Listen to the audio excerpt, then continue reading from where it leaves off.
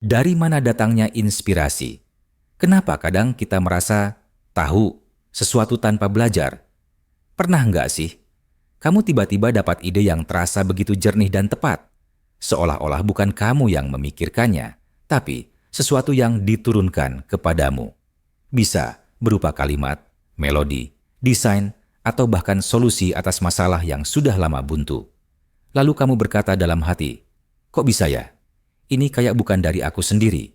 Itu yang kita sebut inspirasi. Tapi, dari mana sebenarnya datangnya?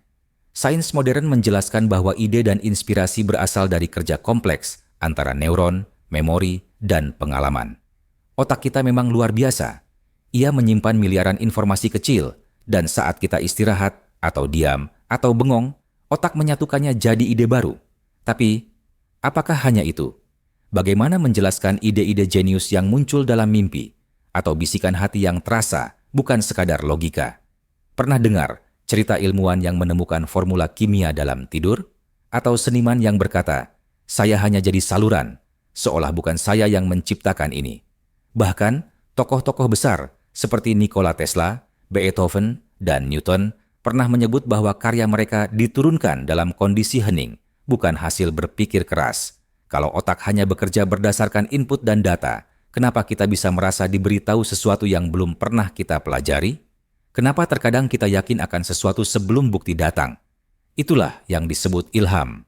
Dalam Islam, ilham adalah bisikan lembut dari Allah yang diberikan kepada hati manusia, tanpa suara, tanpa kata, tapi terasa benar. Allah berfirman dalam Al-Quran, maka Allah mengilhamkan kepada jiwa itu jalan, kefasikan, dan ketakwaannya. QS Asysyams 8.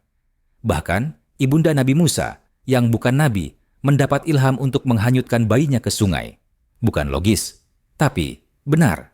Dan itu menyelamatkan. Ilham adalah bukti bahwa akal bukan satu-satunya sumber pengetahuan. Ada pengetahuan yang datang langsung dari langit, ke dalam hati orang-orang yang Allah kehendaki. Dan inilah yang membedakan antara ide biasa dan petunjuk ilahi. Allah adalah Al-Had, Sang Maha Pemberi Petunjuk. Dia juga Al-Fatah, Sang Maha Membuka, yang bisa membuka pintu inspirasi, hikmah, dan pengetahuan kapanpun dia mau. Dan dia adalah Al-Lataf, Maha Halus, yang menyisipkan ilham dalam detak hati, dalam hening malam, dalam gumaman yang terasa seperti firasat. Jadi, lain kali kamu mendapat ide yang tak kamu duga, atau tiba-tiba merasa harus mengambil keputusan yang sulit tapi terasa benar. Berhentilah sejenak. Mungkin itu bukan sekadar pikiran. Mungkin itu adalah pesan dari Tuhanmu langsung ke hatimu.